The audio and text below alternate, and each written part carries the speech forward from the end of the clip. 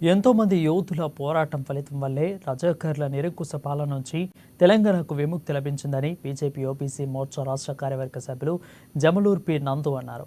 ఇక సెప్టెంబర్ 17న తెలంగాణ విమోచన దినోత్సవాన్ని పురస్కరించుకొని ముషీరాబాద్లోని శివాలయం చౌరస్తా వద్ద జాతీయ జెండా ఆవిష్కరణ కార్యక్రమం నిర్వహించారు.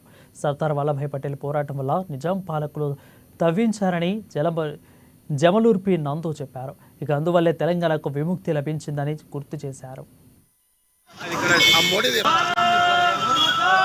17 సెప్టెంబర్ సందర్భంగా ముషీరాబాద్ చౌరస్తాలో జాతీయ జెండా ఎగిరేయబడింది.